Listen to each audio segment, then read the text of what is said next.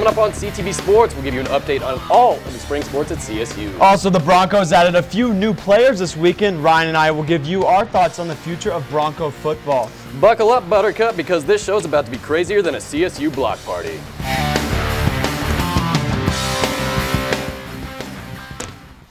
Welcome to the last CTV Sports show of the semester. I am Ryan Green. And I am Ryan Hellman. Ryan, it's not just our last show of the semester, but it is our last CTV show ever. How do you feel? I said I wasn't going to cry. I know, it's bittersweet. Very bittersweet. We can do it, though. But you know what? Let's make it through the show. Let's make it through the show, and then we'll cry at the end. All right, well, the Rams Club baseball team played a 3-game series against CU this weekend at City Park, and guess what? They mercy ruled them, well, in one of their games. So what I like to see, Rams, they took the series 2-1. They lost the first game, but came back, winning the second two, 14-1 and 11-1. Now, that's what I call a comeback. The Rams have 2 more regular season games, a doubleheader against UNC on Tuesday. They are currently standing in 3rd place in the Mid-America West Region Conference. Hopefully they can finish up with 2 wins.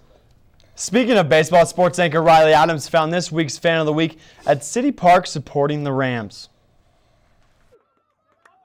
But Elizabeth Leathers is a longtime supporter. As my fiance is president of the team and a shortstop, and so I've been coming and supporting him for the last 4 years. Even though CSU men's baseball is a club sport, that doesn't bother Elizabeth. They are a club sport, but they make it competitive, and they have a tough schedule, and they really care about the game and succeeding and making it as far as they can go, so that it's just a really fun atmosphere to be around and fun to come watch and support. Elizabeth stresses the importance of this weekend. They're doing okay. They're average compared to their last couple seasons. They are in a tough spot right now. They definitely need to be winning these next couple games to make it to the regionals and then hopefully the national championship. So they are known to be one of the top teams in the nation in the club game, but this season has been a little rough. Although the season has been a tough one, Leathers thinks CU still needs to watch out. CU always needs to watch their back because you never know when they're going to sneak up on you and take the game. So hopefully that's what we'll be doing this weekend. And last but not least, go Rams! This is the last Fan of the Week of the semester, but you can see all the fans that we chose this spring on our website at ctvnews.com. Lacrosse is still undefeated across the board here at CSU. Both the men's and women's teams are waiting to play in the championships. The men's team will have the Rocky Mountain League Championship playoffs May 3rd and 4th. Their first round will be against Utah at 4 p.m. on the 3rd. And the women will have their first round of nationals against Northeastern on May 8th at 10:30 a.m. We here at CTV wish both teams good luck as their seasons finish up. CSU track took home a couple W's at the Glenn Morris multi-event track meet. That was last Friday. CSU freshman Jessica Green won the heptathlon, and CSU also swept the decathlon. Senior Josh McMillan won, with Justin Green getting 2nd and Josh Codgill 3rd. The next event for the Rams will be the Air Force Academy Twilight Meet on Friday. Never a big fan of Twilight. Neither was I. All right, well, after the break, we'll take a look at Colorado professional sports, including the NFL Draft. We'll be right back. So, I'm kind of new here, but I've noticed a trend. My human does this funny thing where she goes around and gets all my toys, and then she hides them in that basket by the door. You know, but it's always the same basket, and it's always in the same place. And then she acts so surprised when I find them, but, you know, she's putting them in the same basket. Again. It's like, hello, that's where you put it last time. You were the worst at hide and go seek.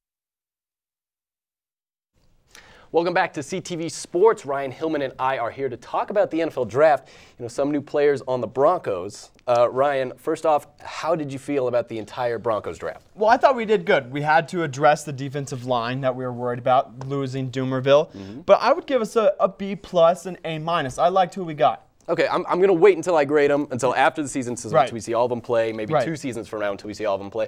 But you're right, we addressed a lot. I mean, there's not a lot of needs on a 13-3 team, so it's you know, it was fun to watch. I'm excited we got new players. But out of all the new players, Hillman, which one did you like the most? I'm going to go with Monty Ball. Okay. I liked him. I wish we would have got Eddie Lacy, but who knows? Elway knows what he's talking about. But Monty Ball, he set a record for NCAA TDs. He ran over for 1,800 yards and had 22 touchdowns last season. He was Wisconsin's go-to man. Yeah, you know, a lot of people wanted Eddie Lacy because they saw Alabama in the championship game, but this guy, he's just a consistent runner. Every year he was productive for the Wisconsin Badgers. You can see he can catch out of the backfield. He's going to work on his pass blocking a little bit for Peyton Manning. He's not going to have to run a lot, and I think that's what they wanted. They just wanted a consistent 4.5 yards a gain, which they didn't get in the playoff game against the Ravens. We would have gone farther if we had that 4 yards. Bingo. So I agree. He's a great pickup. Yeah, and word on the street is that Eddie Lacy had a bad work ethic. So like I said, Elway, I like him. Bingo. Yep. What about you, Ryan? Who do you like? I like the first-round draft pick, Sylvester Williams. Welcome, big man. You know, it seems like the past decade the Broncos have wanted a big man. And then in the draft where everyone was like, oh, we got to get a defensive end, we got to get a linebacker, then we get the defensive tackle. I'm happy. He's going to fill up the middle, get the runners to the edge where Von Miller and Wesley Woodyard are just going to eat him up. I'm excited. This guy's got a motor. I'm excited we finally got a big man. He's a brick house in the middle. Love it. Yeah. Going to open his door and just sack him. He's Love Denver's newest 14er. I'm excited. Yes, I like it. Yeah. Now let's talk about Kayvon Webster. Yeah, he was a third-round pick. Webster, a lot of fans were upset that we got him in the third round. I mean, they heard Mayock and, you know, Kuiper saying that he was a sixth-round pick at the highest. But you know what? This guy, Ryan, I think is a fantastic tackler. He's aggressive, especially for a corner. I think third round, if Elway and Fox wanted him this bad, they obviously saw something in him. Yeah, I mean, yeah, he's not from a big-name school, but this dude looks freaky fast, maybe in some special teams action. And what better cornerbacks than Champ Bailey and Rogers Camardi to learn from? Exactly, with, like you said, DRC, Champ, Chris Harris, Tony Carter, and this guy. I mean, it's going to be quite the secondary for the Broncos. He's a speedster. He ran a 4.4 40. I'm excited to have this guy. You know, he led his team in tackles, and as a corner, you just don't see that. I'm excited to have him. Fit right in. And you always got the Raheem Moore moment in the back of your head. So exactly. So it's nice to add to the secondary. Yes. All right, Ryan, moving on from the Broncos, which team did you think had the best draft of the weekend? Well, I'm about to surprise you right here. I'm going to go with the Jacksonville Jaguars. No way. Look at who they got. All right. Luke Joeckel. And he should have been the first-round draft pick. He's 6'6", 306 pounds. He's from Texas A&M. You got like Cyprin, one of the top safeties going in the league. And then they address wide receivers, Ace Sanders and Denard Robinson. Hopefully he's not throwing any more baseballs again because that was disgusting. But you like what they do with Joeckel as they got to protect Blaine Gabbert. Well, they got him some weapons too, but I think the biggest upgrade they got was with their jerseys.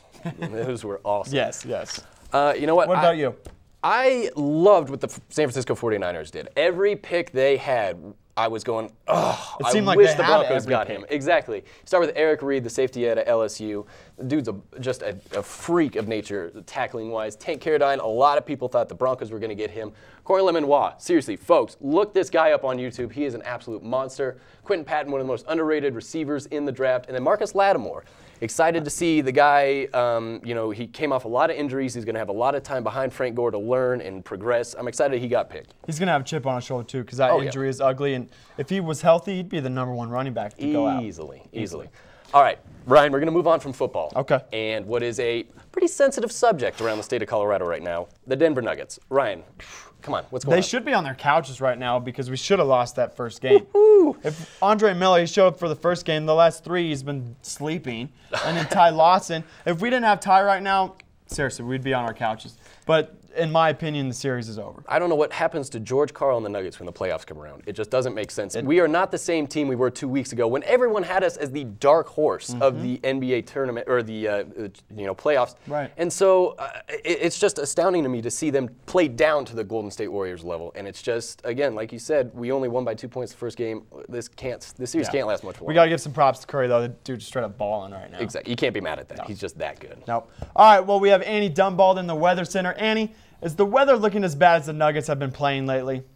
Sadly, yes. We might be getting some snow this week, but I'm counting down the days until summer like most of us are. And I think the weekend will give us a little taste of that. Later this week around the state, we will see 64 in Denver, 75 in Colorado Springs, and 52 in Vail. Let's take a look at our 7-day forecast. Monday, we will see a beautiful 77 degrees, but Tuesday, it'll get a little cooler in the 50s with a chance of rain. And Wednesday, I hate to say it, but snow yet again, hopefully the last time. Thursday in the 40s, Friday's a high of 56, Saturday 53, and Sunday a nice 58. So unfortunately, we will be seeing some of that snow reappear this week, but we will end this week with some warmer temperatures again. Thanks for watching CTV. Have a great rest of your semester and summer break. See you in the fall, Rams. Back to the desk. All right, thanks, Annie. After the break, we're going to be back with a special edition of In Case You Missed It. All of our favorite highlights from the past 4 years. Favorite 4 plays. All right. We'll be right back. So, I got this new family, and I don't know what it is about this one, but she can't seem to put down that toy all day long. Tap, tap, tap, tap. Oh, and she even talks to it. She talks to that more than she talks to him. What's up, bro? Nice shirt. Who's she talking to? Her mom?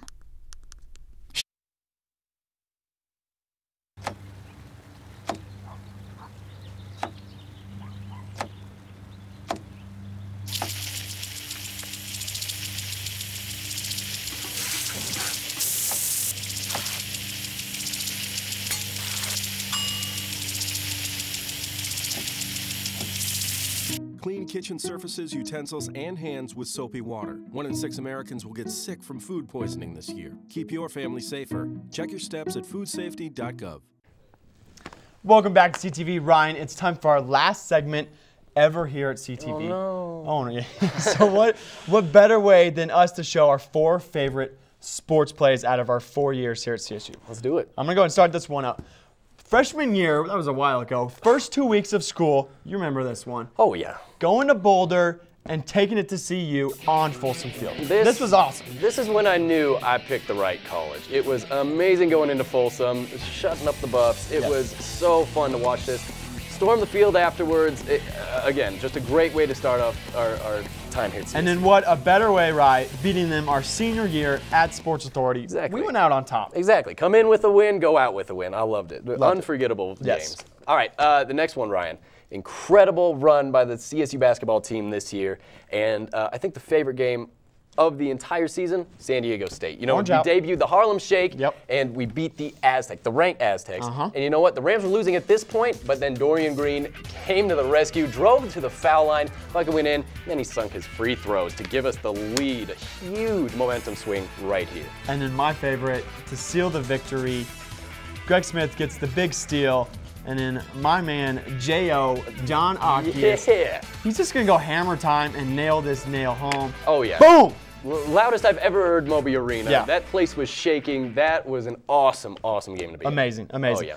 But I have a dunk that tops us. Get out. This was last year, my favorite play by far, and it came from Mr. Jesse Carr. Get out of here. White boy got ups. He throws it down with authority. Yeah. Do you remember the crowd? The whole crowd was they were like, what just happened? Because it was Jesse Carr. Yeah, we all wanted to cheer, and then we were like, wait, what just happened? What just happened? Hold the phone. That was the biggest thing. It was a surprise that Jesse Carr dunked against the New Mexico Lobos. And we beat them. It was, okay. It was a good 4 years here at CSU, man. One more. We got one more. All right. You know what? The last moment, and I think we both agree here, the best moment so far was when we won against Missouri in the NCAA tournament this year for the basketball team. It was awesome seeing, Dorian Green, Greg Smith, Pierce, and Wes Eichmeyer all getting an NCAA tournament win in their final year here at CSU. That was just an awesome game to watch. We've grown up with these guys. Exactly. Little Gregory's this big guy now. You gotta love it. But we moved in with these guys, and we grew up with them pretty much. And they went out on top, and you gotta love it. Well, everyone had Missouri winning this round, and I think we all shocked the nation. I remember, spring break, it was pretty cool to watch everyone be shocked by that. I was in Vegas, shocked Vegas world. Oh, exactly. Man.